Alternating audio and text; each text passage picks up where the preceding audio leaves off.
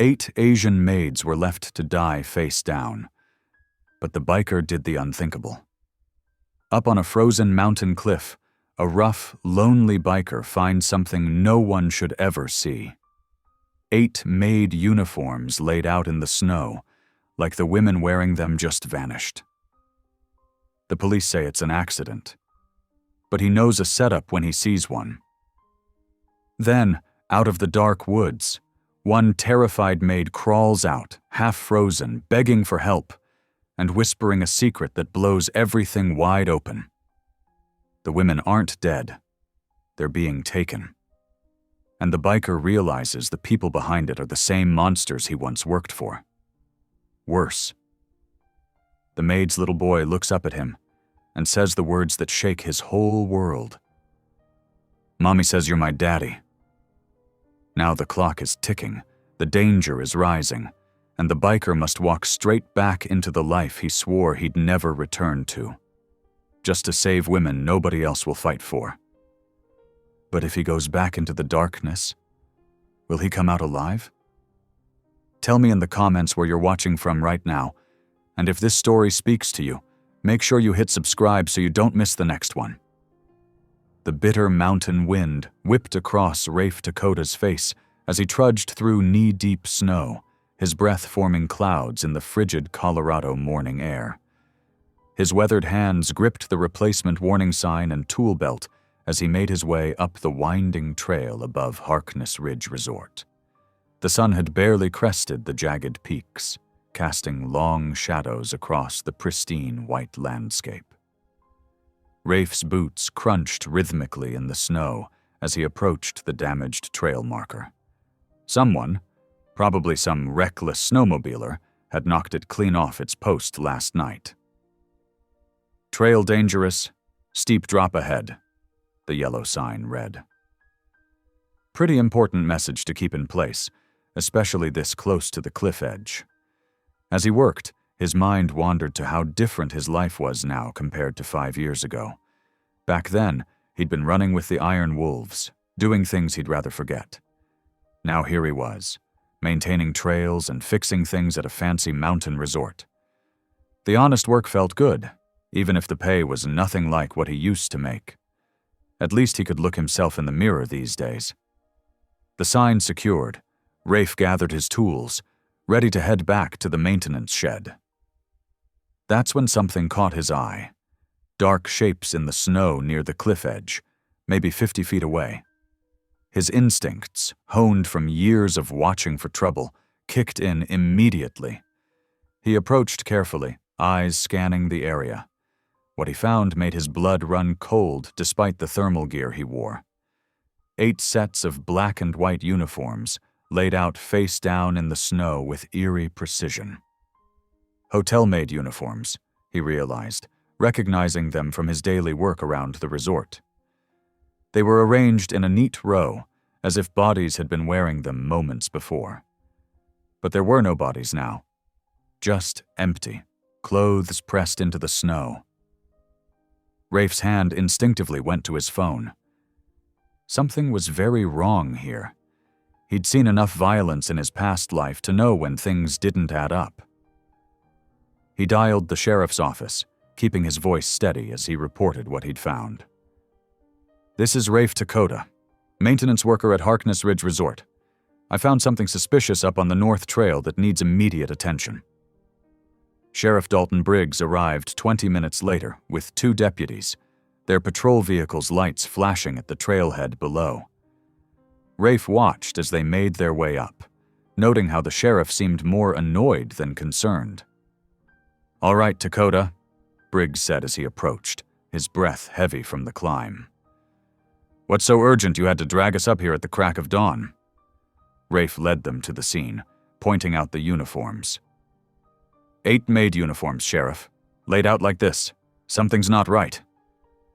Sheriff Briggs barely glanced at the scene before waving his hand dismissively. "Avalanche debris, obviously. Wind probably caught some laundry and scattered it up here. We'll get it cleared up." Rafe felt his jaw tighten. "Sheriff, these uniforms are laid out deliberately, and there's no avalanche damage anywhere around here. The snow's undisturbed except for these impressions. "Look here, Dakota," Briggs said, his friendly tone carrying an edge. "We appreciate your concern, but don't go making something out of nothing. This is a simple cleanup job, not some crime scene." The deputies were already gathering the uniforms, joking between themselves about overtime pay for laundry duty. Rafe stood still, watching as they stuffed the evidence, because that's what his gut told him this was, into plastic bags with no photographs, no documentation. "We've got this handled," Briggs said firmly. "You can go back to your regular duties now." But Rafe couldn't move. His mind flashed back to that night 5 years ago, the night that made him leave the Iron Wolves for good. He'd discovered what his protection runs were really covering for: human trafficking. The guilt of unknowingly helping those operations still haunted him. That night, he'd made a vow. "No woman dies on my watch. Not ever again." Standing there in the snow, staring at where those uniforms had been laid out like bodies, Rafe felt the weight of that vow heavy on his shoulders. The scene before him was wrong in every way. The careful arrangement, the missing people, the sheriff's rushed dismissal. His years as an enforcer had taught him to read between the lines, to spot the signs of covered-up violence. The wind picked up, erasing the last impressions in the snow where the uniforms had been. But it couldn't erase the certainty in Rafe's bones. This was no accident. 8 uniforms meant 8 women, and somewhere up here on this mountain something terrible had happened to them. He watched the sheriff and his deputies retreat down the trail, their casual laughter drifting back to him on the wind. His calloused hands clenched into fists at his sides. Someone wanted this buried, literally and figuratively, under the pristine snow of Harkness Ridge. But Rafe had buried enough secrets in his past life. He wasn't about to let these women become another one. The morning sun now fully illuminated the scene, making the snow sparkle like nothing horrible could ever happen in such a beautiful place. But Rafe knew better. Evil often wore the prettiest masks. He stood there, a solitary figure against the vast white landscape, knowing that what he'd discovered was just the beginning of something much darker than the shadows cast by these mountains. The sun was sinking behind the mountains, painting the snow in shades of purple and gold. Rafe took one last look at the disturbed snow where the uniforms had been, his mind still wrestling with the wrongness of it all. The wind had picked up, carrying the bitter chill of approaching darkness. It was time to head back. He had just turned toward the maintenance trail when a sharp crack split the air. Branches snapped in the tree line behind him. Rafe spun around, his body instinctively tensing into a defensive stance, old habits from his enforcer days dying hard. Through the trees stumbled a small figure in a torn hotel uniform. An Asian woman, young, her face nearly blue with cold. Her dark hair was matted with ice, and she swayed dangerously with each step. Their eyes met for just a moment before her legs gave out. Rafe lunged forward, catching her before she hit the ground. She was light in his arms, trembling violently. Her skin felt like ice through the thin fabric of her uniform. "They're alive," she whispered, her voice barely audible. "Taken. Don't let them kill us." Her eyes rolled back as she lost consciousness. Without hesitation, Rafe shrugged off his heavy work coat and wrapped it around her. He knew the resort's main building would be too risky. Too many questions, too many eyes. The emergency cabin was closer anyway. Cradling her carefully, he carried her down the maintenance trail to where his truck was parked. The old Ford's heater wheezed to life as Rafe cranked it up full blast. He kept checking his rear-view mirror as he navigated the narrow service road to the emergency cabin. The small building was stocked with basic supplies for stranded hikers or maintenance emergencies. More importantly, it was private. Inside, Rafe laid her gently on the cabin's single cot. He grabbed every blanket from the supply shelf, layering them over her shivering form. Her breathing was shallow but steady. Frost clung to her eyelashes and the ends of her hair. Working quickly, he got the wood stove going and filled a cup with water from his thermos. When he touched her shoulder gently, her eyes fluttered open, wide with fear. "You're safe," he said softly, keeping his voice low and calm. "I'm Rafe. I work maintenance here. Can you tell me your name?" She tried to sit up, but her arms shook too badly to support her. Rafe helped her take small sips of water. "Mara," she managed, between chattering teeth. "Mara Lynn." "Mara, what happened up there? Those uniforms we found—" Her fingers clutched at his sleeve. "8 of us, working night shift. They came with trucks." She squeezed her eyes shut, tears freezing on her cheeks. "Men in masks, had guns, made us change clothes, said they'd shoot if we screamed." Rafe's jaw clenched. Human trafficking. He'd seen it before, helped enable it unknowingly in his gang days. The guilt rose like bile in his throat. "How did you get away?" "Pretended to faint, rolled downhill when they weren't looking." Her whole body shuddered. "Others, they put them in trucks. I heard them said they were taking them to—" A distant rumble cut through the night. Engine noise, more than one vehicle coming up the service road. Mara's eyes went wide with terror. Rafe moved instantly, extinguishing the lantern and the stove. "Don't make a sound," he whispered, helping her up. They crouched behind the supply shelves as headlights swept across the cabin's windows. The engines grew louder, then began to fade as the vehicles continued up toward the cliff. Mara was trembling against him, her breath coming in quiet gasps. Rafe kept one hand on her shoulder, steadying her, while his other hand hovered near the hunting knife at his belt, another habit from his past life he'd never quite shaken. They waited in tense silence until the engine sounds disappeared completely. Even then, Rafe waited 5 more minutes before lighting the lantern again. Mara emerged from behind the shelves on shaky legs. "They're checking," she whispered.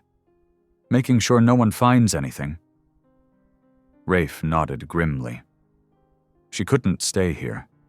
The cabin would be an obvious place to look, and he didn't trust the sheriff to help. Anyone official was suspect until proven otherwise. "We need to move you somewhere safe," he said, gathering the blankets. "Can you walk?" Mara took a tentative step, then another, growing steadier. "Yes. Where?" "I know a place." He helped her back into his coat. "But we have to go now, before they come back down." The truck's engine turned over quietly as Rafe eased it onto the service road. Mara huddled in the passenger seat, still shivering despite the blankets and heat. In the glow of the dashboard lights, her face showed a mixture of exhaustion and fear, but also something else, a quiet determination that Rafe recognized. It was the look of someone who had survived worse things than this.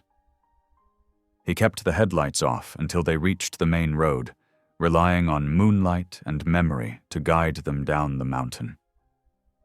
Mara had stopped shivering, but her eyes remained fixed on the side mirror, watching for pursuing headlights.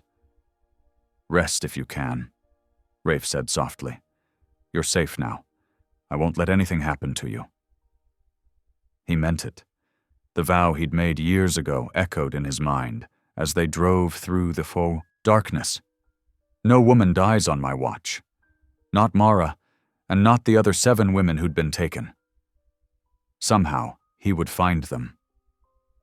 But first, he had to get Mara somewhere safe, somewhere they couldn't find her. The truck's tires crunched softly on the snow as they left the resort's property behind. Mara had finally closed her eyes, though her hands remained clenched in the blankets. Rafe checked his mirrors one more time, making sure they weren't followed, before turning onto the highway that led down into town. The old truck wound its way through snow-laden forest roads, headlights cutting through darkness as Rafe drove carefully. Every few minutes, he checked the rearview mirror, making sure no other vehicles followed them. Beside him, Mara had fallen into an uneasy sleep, her breath fogging the passenger window. After 30 minutes of careful driving, they turned onto a narrow dirt road nearly hidden by pine branches. At its end stood a rustic 2-story cabin, warm light spilling from its windows. Smoke curled from the chimney into the star-filled sky. Rafe gently touched Mara's shoulder. "We're here. These are good people. They'll help us." She startled awake, eyes wide until recognition settled in. They climbed the wooden steps to the porch, where Rafe knocked softly. The door opened almost immediately, revealing Pastor Samuel Harrison's tall figure, his silver hair catching the porch light. "Rafe?" The older man's eyes moved to Mara, taking in her borrowed coat and obvious distress. Understanding crossed his weathered features. "Come in, both of you." Inside, the cabin was warm and smelled of fresh baked bread. Lila Harrison emerged from the kitchen, her round face creased with concern. "Oh, you poor dear," she said, immediately wrapping a quilt around Mara's shoulders. "You're half frozen. Come sit by the fire." Mara sank onto the worn sofa, trembling despite the warmth. Lila disappeared into the kitchen and returned moments later with a steaming mug of tea and a bowl of soup. "Small sips," she instructed kindly. "Your body needs to warm up slowly." While Mara ate, Rafe quietly explained the situation to the Harrisons. The uniforms on the cliff, the sheriff's dismissal, Mara's escape from the traffickers. Pastor Samuel's face grew increasingly grave. "The Lord put you on that mountain today for a reason," he said softly. "Those other women need help." A small movement near the kitchen doorway caught Rafe's attention. A little boy stood there, maybe 6 years old, with dark eyes that seemed too old for his young face. He wore red pajamas with trucks on them, his black hair tousled from sleep. Mara noticed him too. "Seven," she called softly. "Come here, baby." The boy, 7, padded across the room in sock feet. But instead of going to his mother, he stopped in front of Rafe, staring up at him with an intensity that made the big man want to step back. "Mommy says you're my daddy," 7 whispered. The room went completely still. Rafe felt like someone had punched him in the chest, knocking all the air out. He looked at Mara, who had pressed her hands to her face, shoulders hunched. "I'm so sorry," she said, voice muffled.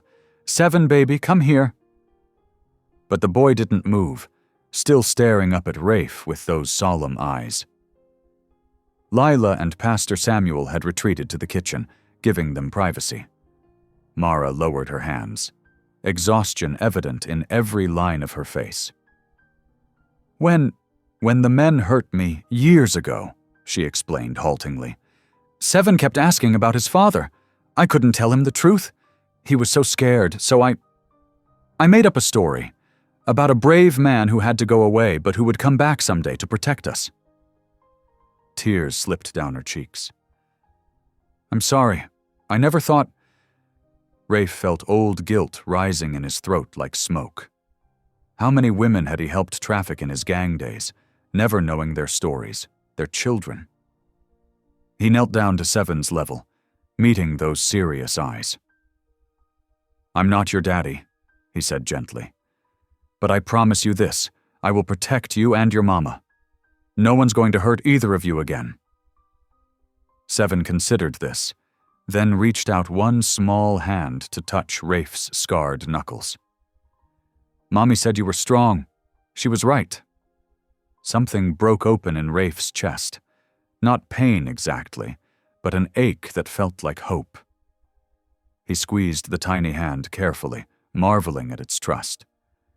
Lila appeared then, gentle as always. "7, sweetheart, let's get you back to bed. Your mama needs rest too." She led them upstairs to the guest rooms, while Pastor Samuel motioned Rafe outside. The night air bit through his jacket as they stood on the porch, their breath making clouds in the darkness. "Someone with influence is behind this," the pastor said quietly. "The sheriff's behavior, the coordinated attack, the cleanup crew, it all points to organization and protection from high places." Rafe nodded grimly. He'd suspected as much, but hearing it confirmed made his jaw clench. "Makes it harder to keep them safe." "Yes." Pastor Samuel's eyes were distant, troubled. "But not impossible. God didn't bring them to us by accident." They stood in silence, watching the stars wheel overhead while inside, Mara and Seven slept safely for the first time in years. Tomorrow would bring its own challenges, but for now, in this moment, they had done what they could. Golden morning light streamed through the cabin's windows, casting warm squares on the wooden floor. Rafe sat at the kitchen table, his large hands wrapped around a coffee mug, while Pastor Samuel and Lila prepared breakfast. The smell of pancakes and bacon filled the cozy space. Mara emerged from upstairs, looking better after a night's rest, though dark circles still shadowed her eyes. Seven trailed behind her, clutching a stuffed bear Lila had given him. The boy's face lit up when he saw Rafe, and he quickly climbed into the chair next to him. "Did you sleep okay, buddy?" Rafe asked, surprised by how natural it felt to talk to the child. Seven nodded, reaching for the syrup as Lila set a plate of pancakes in front of him. "No bad dreams," he said proudly. Mara sat across from them, her hands trembling slightly as she accepted a mug of tea from Pastor Samuel. The morning light revealed fading bruises on her wrists, where handcuffs had bitten into her skin. "Can you tell us what happened?" Pastor Samuel asked gently, taking a seat beside her. "Whatever you're comfortable sharing." Mara took a deep breath, her eyes fixed on her tea. "It was just after midnight. We were all asleep in the staff dormitory when they came." Her voice quivered. "Men in black uniforms. Harkness security. I recognized their patches. They had guns. They wouldn't let us speak or grab our things. They took our phones, our ID cards, everything." Seven pressed closer to Rafe, who instinctively put a protective arm around the boy's shoulders. "There were 8 of us," Mara continued. "All immigrants. They handcuffed us and forced us into these big black trucks. I heard them talking about taking us to some old mining lodge." She looked up, her eyes haunted. The other maids had whispered about it before. Girls who got sent there never came back. "Do you remember how they took you there?" Rafe asked, his voice carefully controlled. Mara nodded. "There was this hidden road through the forest. Really rough, like it wasn't meant for regular traffic. They had to drive slowly because of all the switchbacks." Rafe felt the blood drain from his face. He knew that road. 10 years ago, his gang had built it under contract with the Harkness family, supposedly to access timberlands. They'd been paid well to keep quiet about it. "I managed to jump from the truck when it slowed for a sharp turn," Mara said. "They searched for me, but I hid in a drainage culvert until they gave up. Then I just kept walking until I found the resort trails." Bile rose in Rafe's throat. He'd helped build that road, never questioning why a wealthy family needed a secret route through their property. How many women had been trafficked along it because of his work? "I know where they took them," he said roughly. "That road, my old gang built it years ago. Harkness paid us to construct it off the books." He couldn't meet anyone's eyes. "I didn't know. I should have realized." "You couldn't have known," Pastor Samuel said firmly. "But now you can help make it right." Rafe nodded, his jaw set. "I know every inch of that terrain. I can track them." He looked at Mara. "I'll find the others." "The gang will be watching those roads," Pastor Samuel warned. They'll recognize you." "Good," Rafe said grimly. "Maybe it's time to face my past." Seven tugged at his sleeve. "Are you going away?" Rafe turned to the boy, seeing fear creep into those dark eyes. "Just for a little while," he said softly. "I need to help some people who are in trouble, but I promise I'll come back." "Pinky promise?" Seven held up his small finger. Rafe linked his large pinky with the boy's tiny one. "Pinky promise." After breakfast, Rafe headed to the garage where his Harley was stored. He'd kept it maintained even after leaving the gang life, unable to completely let go of that part of himself. Now he was glad he had. Pastor Samuel followed him out. "Be careful," he said. "These people, they're not just traffickers. They have power, influence." "I know." Rafe swung his leg over the bike. "But someone has to stop them."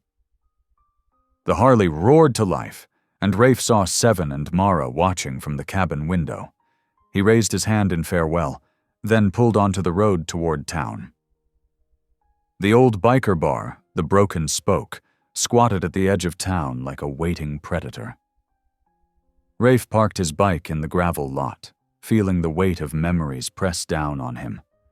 How many deals had he made in those dark corners? How many lives had he helped destroy without even knowing it?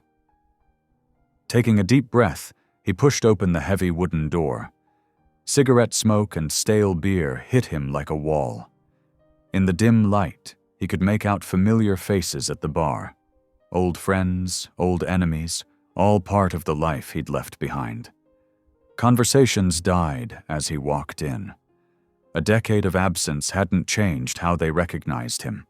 The way he moved, the set of his shoulders, the scars on his hands. He felt their eyes track him as he made his way to the bar, knowing that with each step he was walking back into a world he'd sworn to leave behind. The bartender, an old-timer named Mac, who'd served drinks to 3 generations of outlaws, just nodded as Rafe took a seat. Some loyalties, like some sins, never really died in places like this. They just waited in the shadows, ready to claim their due. The familiar smell of stale beer and cigarette smoke wrapped around Rafe as he stepped into the Broken Spoke. His boots stuck slightly to the weathered wooden floor with each step. Through the haze, he recognized faces he hadn't seen in 10 years. Men he'd once called brothers, now watching him with hard, suspicious eyes. Near the pool table, Two-Tooth Tommy nearly dropped his cue stick. By the jukebox, Snake Wilson's hand instinctively moved toward the knife he always kept in his boot. The Iron Cross gang didn't take kindly to deserters, and Rafe had been one of their best before walking away. He kept his face carefully blank, shoulders relaxed but ready as he made his way to the bar. Old Mac was still there, white-haired and leather-faced, polishing glasses like time had stood still. The bartender's roomy eyes met Rafe's for a long moment before he set down a shot glass and filled it with whiskey without being asked. "Been a while," Mac said, his gravelly voice neutral. Rafe knocked back the shot. "Times change." "Not in here, they don't." From the corner of his eye, Rafe saw Brody Mace emerge from the back room. The gang's lieutenant had gained weight since Rafe last saw him, but his eyes were as mean as ever. Brody had always resented serving under Rafe in the old days. Now he wore the power like an ill-fitting suit, all swagger and no substance. "Well, well," Brody drawled, walking over. "Look what the cat dragged in. Come to beg forgiveness, traitor?" Rafe turned slowly, letting a familiar coldness seep into his expression. "Heard you boys might need some cleanup help. Thought I'd offer my services." "Cleanup?" Brody's face tightened. "What kind of cleanup?" "The maid kind." Rafe kept his voice low. "Word gets around, even to those of us on the outside." Several of the gang members shifted uneasily. Brody's face flushed red. "Watch your mouth," he growled. "You don't know what you're talking about." 8 maids, missing uniforms up by Harkness Ridge. Sounds messy." Rafe shrugged. "But if you don't need an extra hand..." He turned as if to leave. 1 heartbeat. 2. 3. "Wait." Brody's voice was tight with anger, and something else. Fear, maybe. "Back room. Now!" Rafe followed him through the bar, past the old dartboard scarred with knife marks, into a windowless room that smelled of marijuana and sweat. A bare bulb cast harsh shadows across the card table where 3 other gang members sat. They stood quickly, hands moving toward weapons. "At ease, boys," Brody said, though his own hand stayed near his hip. "Our old friend here says he wants to help with our current situation." "Those maids caused quite a stir," Rafe said carefully. "Sheriff's involved now. Could get messy for everyone." "And why should we trust you?" Brody demanded. "You walked away once." "Because I know every inch of these mountains, every back road and hiding spot." Rafe met his eyes steadily. "And because I'm not the one who botched this job in the first place." The insult hung in the air like smoke. Brody's face darkened, but before he could respond, one of the others spoke up. "He's got a point, boss. We're supposed to move the cargo tomorrow night, but that missing one could bring heat down on us." Rafe's stomach clenched at the word cargo, but he kept his expression neutral. "Where are you holding them?" he asked. "Granite Hollow?" "How'd you know that?" Brody snapped. "Where else? It's isolated, defendable, off the grid." Rafe forced a cruel smile. "I helped set it up, remember?" The tension in the room shifted slightly. Brody paced, agitated. "Harkness is riding our backs about this. Wants it cleaned up before the feds start sniffing around. Says we're getting sloppy." Another gang member spat on the floor. "Rich boy's got no right to complain. His daddy's the one funding this whole operation. Without old man Harkness's money, none of this works." "Shut up," Brody snarled, but the information was already out there. Rafe filed it away carefully. Elias Harkness, the respected businessman, the philanthropist, the patron saint of the community, was the spider at the center of this web. "Look," Rafe said, "I can help track down the missing one. Make sure she stays quiet. But I need to know the timeline." Brody studied him for a long moment. "Tomorrow night. Trucks come at midnight to move them south. After that, it's not our problem anymore." Rafe nodded slowly. "I'll start searching the area around where the uniforms were found. She couldn't have gotten far in this weather." "You better hope she didn't," Brody said darkly, "because if this goes bad, you'll wish you'd never come back." The threat lay between them like an old friend. Rafe let the silence stretch, then turned and walked out. He could feel their eyes on his back all the way through the bar, but he didn't hurry. Couldn't show weakness. Not here. Outside, dusk had settled over the mountains like a bruise. Rafe rode his Harley to the edge of town, pulled into an empty church parking lot, and found the payphone he'd noticed earlier. His hands shook slightly as he dialed Pastor Samuel's number. "They're alive," he said when the pastor answered. "Being held at Granite Hollow Lodge. But we don't have much time. They're moving them tomorrow at midnight." "Thank God they're alive," Pastor Samuel breathed. "But Granite Hollow? That's deep in gang territory. It gets worse. The whole operation, it goes straight to the top. Elias Harkness is funding everything." A long silence. "Are you sure?" "Heard it straight from the source." Rafe rubbed his temples. "I'm heading back now. We need to plan." The drive back to the safe house seemed to take forever. When he arrived, Mara was waiting by the window, Seven asleep in her lap.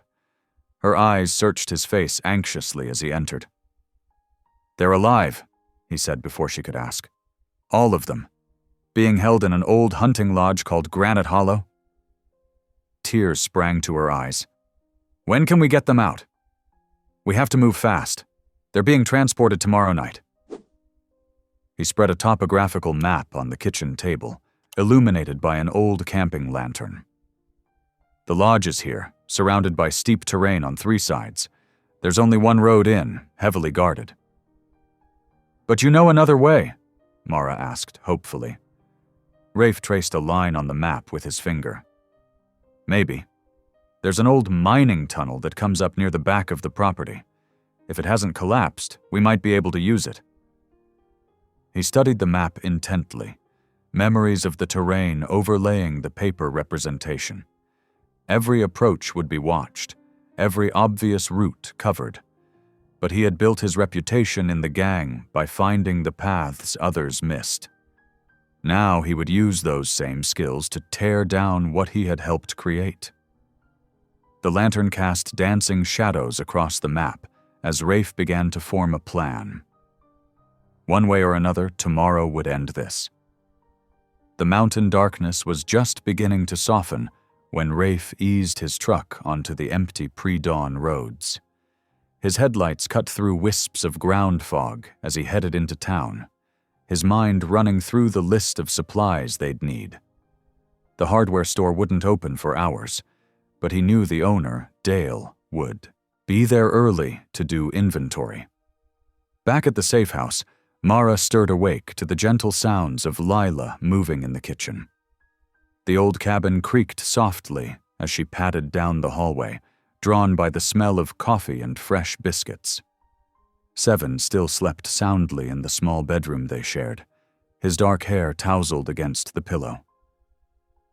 "Good morning, dear," Lila whispered, pulling a pan of golden biscuits from the oven. "I thought we could all use a proper breakfast today." Mara felt her throat tighten with unexpected emotion. Such a simple thing, warm biscuits, coffee, the quiet morning routine.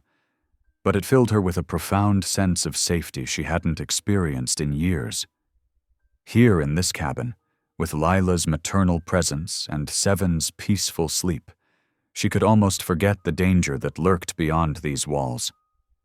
"Let me help," she offered, reaching for the butter dish. They worked together in comfortable silence, setting the old wooden table as sunlight began to filter through the windows. When Seven wandered in, rubbing his eyes and trailing his beloved stuffed tiger, the domesticity of the scene made Mara's heart ache. The crunch of tires on gravel announced Rafe's return. He carried in several heavy bags and boxes, laying out his purchases on the kitchen counter: climbing rope, carabiners, compact propane heaters, extensive first aid supplies, flashlights, and more. His expression was focused, methodical, as he checked each item against a mental list. "Rafe!" Seven's face lit up. He ran to the table, grabbing a piece of paper he'd been working on earlier. "I made this for you." Rafe turned, and his stern expression softened as Seven proudly held up his drawing. Done in bright crayon colors, it showed 3 stick figures holding hands, one tall with dark hair, one medium with long black hair, and one small figure between them. Above the drawing, Seven had carefully printed "My Family" in wobbly letters. Something flickered across Rafe's face. Pain, wonder, determination. He knelt down to Seven's level, gently taking the drawing. "This is beautiful, buddy. Is this us?" Seven nodded eagerly. "You and Mommy and me. We're holding hands because we're together now." Mara watched as Rafe swallowed hard, carefully folding the drawing and tucking it into his jacket pocket, close to his heart. "Seven," he said, his voice rough with emotion. "I promise you I'm coming back, okay? I promise." The little boy threw his arms around Rafe's neck, and for a moment they stayed like that, the former enforcer holding this child who had somehow claimed a piece of his soul. Mara felt tears prick her eyes at the sight. After breakfast, Rafe headed out again to scout the mountain roads, his truck disappearing around the bend. Mara turned to Lila, needing to keep busy. "What can I do to help?" "We should prepare for the others," Lila said practically. They'll need warm blankets, hot food, clean clothes. They spent the morning gathering supplies, stacking soft blankets, organizing first aid materials, preparing large pots of hearty soup that could simmer all day. Seven helped too, proudly carrying armfuls of towels and sorting them by color. The work helped keep their minds off the dangers Rafe faced. Meanwhile, Rafe methodically worked his way through the mountain terrain. He knew these roads intimately from his gang days, but now he studied them with new eyes, marking potential escape routes, noting blind spots in the security patrols, timing the guard rotations at key checkpoints. The old supply road was still in use, its packed gravel surface recently maintained. He kept his distance, using binoculars to observe the lodge perimeter. The winter sun tracked across the sky as he meticulously built his mental map. The lodge sat in a natural fortress, with steep slopes on 3 sides and only one apparent approach. But Rafe knew its weaknesses: the old mining tunnel that emerged behind the building, the gaps in the tree cover that the guards couldn't see from their posts, the precise timing of shift changes. Hour by hour, his plan took shape. He tracked 3 guard shifts, noting their patterns and procedures. The night shift was the weakest, just 4 men instead of 6, and they tended to cluster near the entrance where they could smoke and talk. The back of the property, where the old tunnel emerged, was barely watched at all. Dusk was settling when Rafe finally returned to the safe house, his muscles aching from crouching in observation posts and scrambling through rough terrain. But his eyes were clear and focused. He knew exactly what needed to be done. Lila had saved him a plate of dinner, which he ate mechanically while reviewing his notes one final time. The others watched him anxiously, but he projected calm confidence. Everything was in place. Tomorrow, one way or another, this would end. That night, lying on the narrow cot in the cabin's spare room, Rafe found himself whispering words he hadn't spoken in years. "Our Father, who art in heaven." The prayer felt rusty on his tongue, but somehow right. He thought of Seven's drawing, safely tucked against his heart, and added his own quiet plea. "Keep them safe. Let me be enough."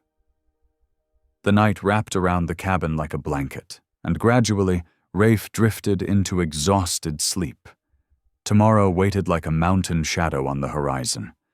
But for now, there was just the sound of wind in the pines and Seven's soft breathing from the next room, reminders of exactly what he was fighting to protect.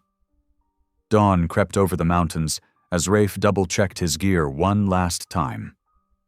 The small cabin kitchen was quiet, except for the soft clink of metal as he verified each piece of equipment: lockpicks, zip ties, a hunting knife, and the guard's keycard he'd managed to clone yesterday. Pastor Samuel stood silently by the counter, hands wrapped around a steaming coffee mug. "The storm's picking up," the pastor noted, nodding toward the window where fat snowflakes were starting to fall. "Good," Rafe replied, zipping up his black tactical jacket. "Less visibility means better cover." He hesitated, then pulled Seven's crayon drawing from his pocket and carefully placed it on the kitchen table. "If I don't make it back—" "You'll make it back," Pastor Samuel said firmly. "God didn't bring you this far to fail now." Mara appeared in the doorway, Seven's small hand clutched in hers. Her eyes met Rafe's, filled with worry and hope. "Please be careful," she whispered. Rafe nodded once, shouldering his pack. Without another word, he stepped out into the swirling snow. The drive to his planned entry point took 45 minutes along winding mountain roads. He parked his truck in a concealed spot and continued on foot, the falling snow muffling his boots. The final mile was the most dangerous, open terrain between him and the lodge, with only scattered pine trees for cover. Years of gang experience had taught him how to move silently, how to time his advances between guard sweeps. He tracked 2 sentries through his binoculars, noting their positions. The snow was falling harder now, reducing visibility to about 50 feet. Perfect. Rafe waited until both guards converged near the front entrance for a cigarette break, then made his move. Staying low, he sprinted to the lodge's weathered back wall. The broken basement window he'd spotted yesterday was still there, its frame rotted just enough to let him slip through. The basement was dark and musty, filled with old mining equipment and stacked furniture. Rafe moved carefully, ears straining for any sound from above. A metal staircase led up to the main floor. He could hear male voices from somewhere ahead, guards talking and laughing.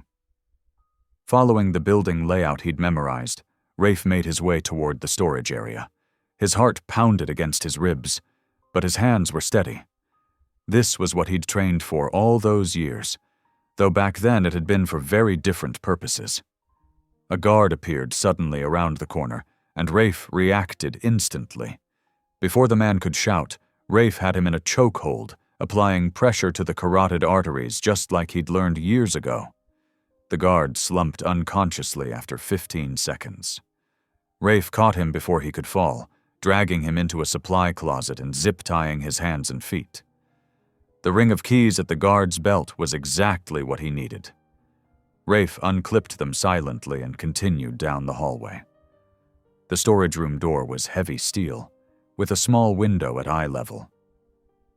Rafe peered through and his breath caught. 8 women huddled together on thin mattresses, their maid uniforms dirty and torn. Despite the cold, they stayed close together for warmth and comfort. One woman looked up as he appeared in the window. Hannah Park, the one Mara had described as their unofficial leader. Her eyes widened in recognition from Mara's description of him. She pressed a finger to her lips, signaling the others to stay quiet, then moved closer to the door. "Mara sent me," Rafe whispered through the glass. "I'm getting you out." Hannah nodded, tears filling her eyes. She gestured urgently for him to hurry. The 3rd key on the ring fit the lock. Rafe eased the door open, wincing at the slight squeal of the hinges. "We have to move fast and quiet," he told them in a low voice. "Stay together. Follow me exactly." The women rose shakily to their feet, supporting each other. They were weak from cold and poor food, but determination showed in every face. Hannah helped organize them into a line, the strongest supporting those who could barely walk. Getting 8 people out would be harder than getting 1 person in. Rafe led them through the basement, pausing frequently to listen for guards. The snow was still falling heavily outside, their biggest advantage now. They emerged through the broken window one at a time, Rafe helping each woman climb through. The bitter wind cut through their thin uniforms, but none made a sound of complaint. They moved as quietly as shadows through the swirling snow. The hike to the rendezvous point was brutal. What had taken Rafe an hour alone now took nearly 3 hours with the exhausted women. They had to stop frequently to rest, huddling together against the wind. Some were crying silently from cold and fatigue, but they kept going. Hannah proved invaluable, moving up and down the line, whispering encouragement in their shared language, helping the weakest keep moving. Her own face was gray with exhaustion, but her voice never wavered. The sun was setting by the time they reached Rafe's hidden truck. He helped them climb into the extended cab and cargo bed, distributing the emergency blankets he'd brought. The women huddled together, shivering violently, but finally allowing themselves to believe they were safe. The drive back to the cabin was tense. Rafe took the longest route, watching constantly for pursuit. But the heavy snow covered their tracks, and no headlights appeared in his mirrors. When they finally pulled up to the cabin, Mara was already running out the door. She threw herself at Hannah as soon as the other woman climbed down from the truck, both of them dissolving into tears. The other women joined the embrace, creating a tight knot of relief and gratitude. Pastor Samuel and Lila quickly ushered everyone inside. The cabin was warm and bright, filled with the smell of hot soup.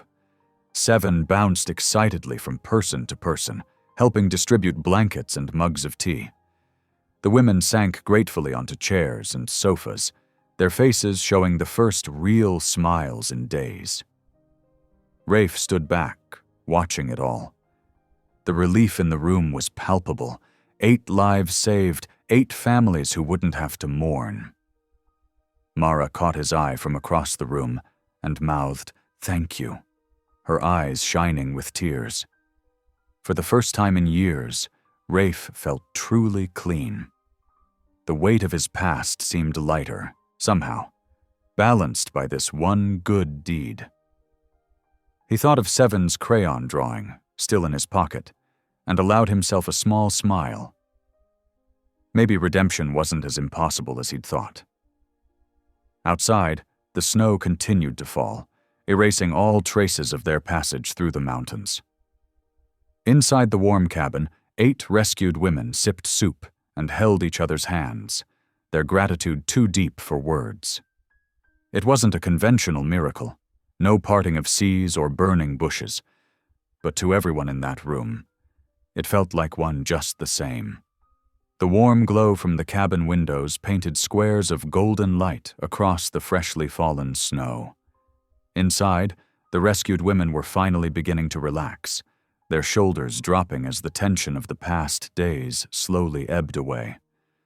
The aroma of Lila's homemade vegetable soup filled the cozy space, mixing with the sharp scent of pine from the crackling fireplace. Rafe watched the peaceful scene for a moment, then pulled on his heavy coat. "Need to grab more blankets from the truck," he said quietly to Pastor Samuel. "Getting cold out there." The pastor nodded, busy helping Lila distribute steaming bowls of soup to their guests. 7 was perched on a stool by the kitchen counter, carefully carrying mugs of hot tea to each person with intense concentration on his small face. The night air bit at Rafe's cheeks as he stepped outside. His breath formed clouds in the darkness as he trudged through the snow toward his truck. The storm had died down to gentle flurries now, individual snowflakes catching the light from the cabin windows. The flood of bright headlights hit him without warning. Rafe spun toward the sudden glare, but it was too late. 3 dark figures rushed him from behind the truck. He recognized Brody Mace's silhouette an instant before the first taser hit him in the chest. Electricity ripped through his body, his muscles seized, and he crashed to his knees in the snow.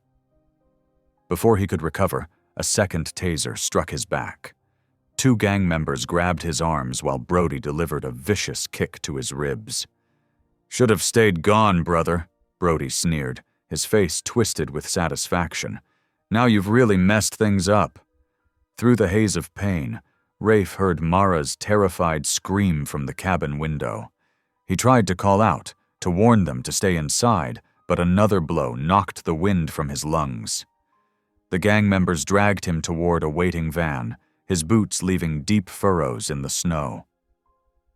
Rafe struggled weakly, still fighting the effects of the tasers, but iron fingers dug into his arms. They threw him onto the metal floor of the van and slammed the doors. Darkness and diesel fumes surrounded him as the vehicle roared to life. Rough hands zip-tied his wrists behind his back. Someone's boot pressed his face into the floor. "Mr. Harkness wants to talk to you personally," Brody's voice came from somewhere above him. "Real unhappy about you stealing his investment." The drive seemed endless. Every bump and turn sent fresh pain through Rafe's battered body. He tried to track their route, but the darkness and his swimming head made it impossible. Finally, the van slowed and crunched onto what felt like a gravel drive. When the doors opened, Rafe found himself staring at the imposing stone facade of the Harkness estate. Security lights illuminated manicured grounds now blanketed in pristine snow. The gang members yanked him out of the van and marched him toward a side entrance. They dragged him down concrete stairs into what appeared to be a storage basement. The space smelled of damp stone and motor oil. Metal shelving units lined the walls, filled with boxes and maintenance supplies. Their footsteps echoed in the underground chamber.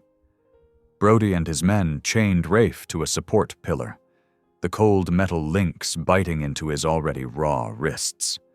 They stepped back, admiring their handiwork. "Boss will be down soon," Brody said with a smirk. "Enjoy your last few hours." They trudged back up the stairs, leaving Rafe alone in the dimly lit basement. He wasn't sure how much time passed before measured footsteps descended the stairs. Elias Harkness appeared, impeccable in an expensive suit despite the late hour. His cold gray eyes studied Rafe with the detached interest of someone examining an insect. "Mr. Dakota," Harkness said softly, "you've caused quite a disruption to my business operations." He paced slowly in front of Rafe. "I don't appreciate disruptions." "Those women aren't property," Rafe growled. "They're human beings." "They're commodities," Harkness corrected mildly. "Investments. But I wouldn't expect someone of your background to understand the complexities of international labor markets." He stopped pacing and turned to face Rafe directly. "Unfortunately, you've seen too much, created too many loose ends. I'm sure you understand that those ends need to be tied up." "Going to kill me yourself?" Rafe asked. "Or just have your pet thugs do it?" A thin smile crossed Harkness's face. "Dawn will be here in a few hours. My associates will handle the details. I prefer to keep my hands clean." He started up the stairs, then paused. "Consider your execution a severance package for your previous services to my organization." The basement door clanged shut, leaving Rafe in near darkness. His ribs throbbed where Brody had kicked him, and his shoulders burned from the awkward position of the chains. But his greatest pain was wondering what would happen to Mara, Seven, and the others once he was gone. Back at the safe house, chaos had erupted. Mara paced frantically, tears streaming down her face as she described what she'd seen through the window. The rescued women huddled together on the couch, their brief peace shattered. Seven clung to Lila, his small body shaking with sobs. "We have to help him," Mara pleaded, turning to Pastor Samuel. "They'll kill him. Please, we can't let them kill him." The pastor's weathered face was grave as he pulled on his coat. "We won't abandon him, Mara. I promise you that." He squeezed her shoulder gently. "But we need to be smart about this. Running in blindly will only get more people hurt." "What can we do?" Mara asked desperately. "We don't even know where they took him." "I have some ideas," Samuel said, "and some old friends who might be able to help. But first we need to make sure everyone here is safe." In the Harkness basement, Rafe shifted uncomfortably against the chains. His body ached, but his heart ached more thinking of Seven's frightened face, of Mara's scream of horror. He closed his eyes and did something he hadn't done in years. He prayed.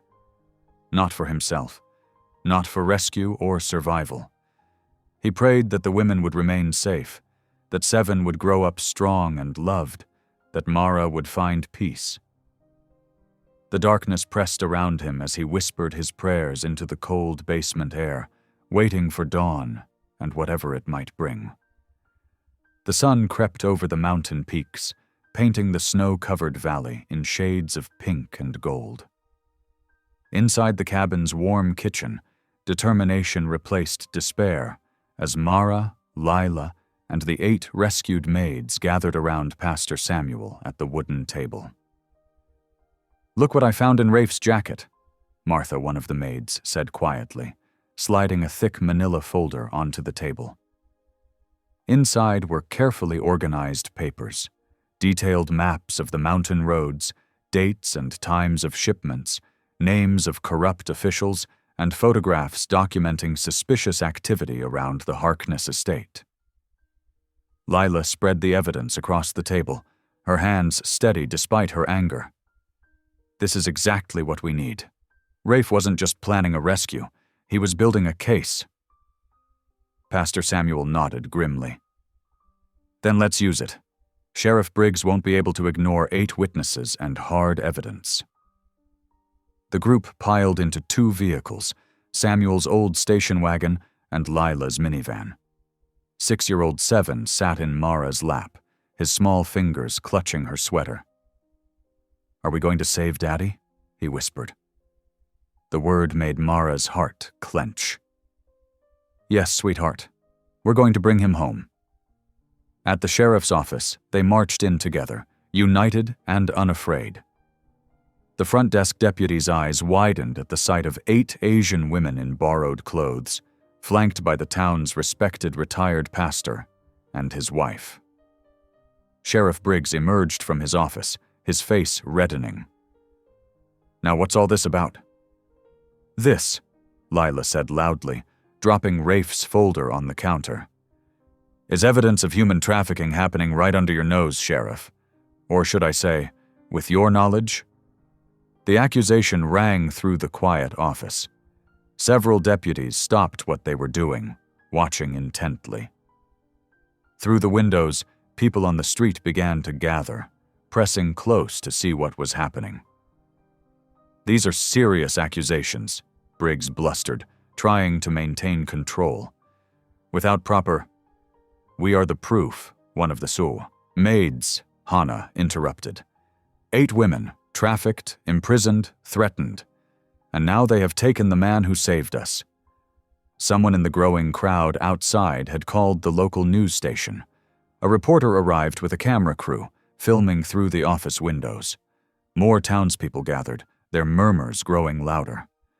Sheriff Briggs began to sweat, his eyes darting between the evidence, the witnesses, and the growing audience outside. In the back of the office, Deputy Wilson quietly slipped away to make a phone call, one that would change everything. Within 2 hours, black SUVs with federal markings rolled into town. Agents from a human trafficking task force took control of the sheriff's office, setting up a temporary command center. One by one, the maids gave their statements, describing the horrors they had endured. Mara held Seven close as she recounted her story. The threats, the abuse, the fear. She described the night of the ambush, how Rafe had saved her, and now how he was being held at the Harkness estate, facing execution for daring to help them. The federal agents moved swiftly, coordinating with state police to plan a raid on the estate. Maps were spread out, tactical teams assembled, and surveillance drones deployed to monitor the property. As late afternoon approached, the lead agent addressed the group. "We're moving in now. You should all stay here where it's safe." Mara stepped forward, Seven's hand tight in hers. "No, I'm coming with you." "Ma'am, this is a federal operation. Rafe risked everything to save us," Mara said firmly. "I won't abandon him now." The agent studied her face, then nodded slowly. "You can ride in the command vehicle, but you stay inside, understood?" Mara knelt down to Seven's level, cupping his small face in her hands. "I need you to stay with Grandma Lila for a little while. Can you be brave for me?" Seven's lower lip trembled, but he nodded. "Are you going to bring Daddy home?" Mara pulled him close, kissing his forehead. "Yes, baby. We're bringing him home." She stood and climbed into the waiting SUV, her heart pounding with equal measures of fear and hope as they pulled away from the sheriff's office. The convoy of federal vehicles moved through town, heading toward the Harkness estate. Mara pressed her hand against the window, watching the familiar mountains scroll past. "Hold on, Rafe," she whispered. "We're coming." Purple shadows crept across the mountainside as dusk settled over the Harkness estate. The massive property sat eerily quiet, surrounded by federal agents in tactical gear who moved silently through the growing darkness. Their black vehicles were positioned strategically around the perimeter, lights off, waiting for the command to move in. In one of the command vehicles parked at a safe distance, Mara pressed her hands together, trying to still their trembling. Seven had fallen asleep against her shoulder, exhausted from the day's tension. Pastor Samuel sat beside them, his weathered hand resting supportively on Mara's arm. Several of the rescued maids huddled nearby in blankets, their eyes fixed on the distant estate. Inside the mansion's underground garage, 2 Iron Cross gang members roughly dragged Rafe from his cell. His feet scraped against the concrete floor as they hauled him forward, his muscles weak from hours of being chained in a cramped position. The fluorescent lights buzzed overhead, casting harsh shadows across the empty space. "Time to finish this," one of the men growled, shoving Rafe against a wall. "Boss wants it clean and quick." Rafe's vision swam, but he forced himself to stay conscious. He wouldn't give them the satisfaction of breaking him. As one guard reached for his weapon, sudden shouts erupted from above. Flashlight beams cut through windows, accompanied by the thunderous sound of doors being breached. "Federal agents, on the ground now!" Gunshots cracked through the air, warning shots that echoed across the property. The garage erupted into chaos as heavy footsteps pounded overhead. The 2 guards hesitated, distracted by the commotion. Rafe seized his chance. Gathering his remaining strength, he slammed his shoulder into the nearest guard, driving him hard into the wall. The impact sent waves of pain through Rafe's battered body, and he crumpled to his knees, completely drained. The garage door burst open with a crash. Federal agents poured in, weapons raised, flashlight beams sweeping the space. "Hands where we can see them!" they commanded. The guards immediately surrendered, dropping their weapons and raising their hands. 2 agents rushed to Rafe, quickly cutting through his restraints with a knife. "Are you all right, sir?" one asked, helping him to his feet. Rafe nodded weakly, letting them support him as they led him from the garage into the cool evening air. Flashing lights painted the scene in red and blue. All across the property, agents were leading away handcuffed suspects, gang members, security guards, and staff. Through his blurred vision, Rafe saw a familiar figure running toward him across the manicured lawn. Mara sprinted forward with Seven in her arms, her face streaked with tears of relief. When she reached him, she practically collapsed against his chest, careful not to crush Seven between them. The little boy stirred awake, his eyes going wide at the sight of Rafe. "Daddy." Seven reached out with small hands, and Rafe gathered both of them close, ignoring the protest of his aching muscles. He pressed his face into Mara's hair, breathing in the familiar scent of her shampoo, hardly daring to believe they were really here. "I thought," Mara's voice broke, "we were so scared we'd lose you." "You saved me," Rafe whispered hoarsely. "All of you." Federal agents approached gently. "We need to get you all to safety," one said. "There's warm vehicles waiting and medical personnel standing by to check everyone over." Rafe kept his arm around Mara and Seven as they were led to one of the waiting SUVs. The other rescued maids were already inside, wrapped in blankets, their faces showing a mix of exhaustion and profound relief. As they settled into the heated vehicle, Seven curled up in Rafe's lap, already drifting back to sleep. Mara leaned against his shoulder, her hand tightly gripping his. The SUV's engine hummed to life, and they pulled away from the Harkness estate. Through the rear window, Rafe watched the property grow smaller, its imposing silhouette finally disappearing into the gathering night. For the first time in days, he allowed himself to fully relax, surrounded by the makeshift family he had found, and who had fought so bravely to find him in return. The mountain sunrise painted the federal safe lodge in soft golden light, as survivors gathered in the main meeting room. Medical staff moved quietly among them, checking vital signs and treating minor injuries. Blankets draped across shoulders provided comfort against more than just the morning chill. Rafe sat on a cushioned bench with Mara beside him, Seven nestled between them like a warm little bird. A thick wool blanket wrapped around all three of them as they listened to the lead agent's update.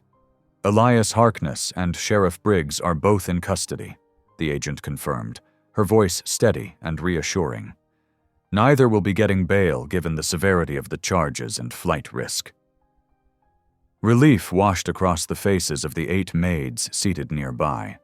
Through a translator, the agent explained that they would all receive temporary protective visas and placement in secure housing programs while the case proceeded. Pastor Samuel and Lila spoke earnestly with federal officials in the corner, outlining their experience with survivor support and offering to coordinate community resources. Lila's gentle voice carried across the room as she described their cabin's role as a safe house. When the initial briefings concluded, Rafe turned to Mara, his eyes heavy with regret. "I need to tell you something," he said quietly. "Years ago, when I was with the gang, I helped build those supply roads. I never knew what they'd be used for, but I still played a part in what happened to you and the others. I'm so sorry." Mara reached for his hand, her fingers warm against his. "You came back for us," she said softly. "When everyone else looked away, you risked everything to save us. That's what matters now." Seven squirmed in Rafe's lap, looking up at him with complete trust. "Can we stay together forever?" he asked. "Like a real family?" Rafe's throat tightened with emotion as he hugged the boy closer. That afternoon, they returned to Pastor Samuel's cabin, exhausted but free. While Mara helped Lila prepare a late lunch inside, Rafe stepped onto the front porch. He gazed at the mountains, their peaks touched with fresh snow. The same view that had witnessed so much pain now held new promise. His heart felt full to bursting with gratitude for this unexpected gift of family and the chance to begin again. The Colorado mountains shed their winter coat as March yielded to April, revealing patches of green that promised new beginnings. Along the riverbank, a modest cottage with fresh white trim stood as testament to the generosity of a town that had finally opened its eyes and its heart. Inside, Mara arranged wildflowers in a mason jar, while Seven's laughter drifted through the open windows. The cottage wasn't fancy. It needed new flooring in the kitchen and the bathroom sink dripped. But it was theirs, bought with donations from townspeople who'd been moved by their story of survival and redemption. "Miss Chen is coming for tea," Seven announced excitedly, referring to one of the rescued maids who now worked at the local library. Like the others, she had found safe employment in town and attended English classes 3 evenings a week at the community center. Rafe looked up from his laptop, where he studied training materials for his new role with Mountain Justice Coalition, a nonprofit dedicated to fighting human trafficking. His face softened as he watched Seven bounce around the living room, so different from the frightened child he'd first met. Mara tied her apron, getting ready for her afternoon shift at Sweet Valley Bakery. The owner, Mrs. Peterson, had specifically created a part-time position that would allow Mara to be home when Seven returned from school. The screen door creaked open as Pastor Samuel and Lila arrived for their regular evening visit, carrying a casserole and board games. Seven rushed to hug them, calling out, "Grandpa! Grandma!" titles that had emerged naturally and brought tears to everyone's eyes the first time. As the sun painted the sky in shades of pink and gold, Seven tugged on Rafe's sleeve, while they stood on the back porch watching the river flow past. "Daddy Rafe?" he asked softly, his small face serious. "Are we safe forever now?" Rafe knelt down to Seven's level, the way he always did for important conversations. As long as I'm breathing, he promised, his voice firm and gentle. Mara wrapped her arms around them both, breathing in the scent of pine needles and river water and home. They had built something beautiful from the wreckage of fear and pain, a family bound not by blood but by choice and love. Together, they walked back into their cottage, where warm lights glowed in the windows, and the kettle whistled cheerfully on the stove. Each step across the creaky floorboards carried them further from darkness and deeper into hope. If this story made you pause, reflect, or even smile, don't forget to subscribe. I post daily, and the next story might be exactly what you need to hear.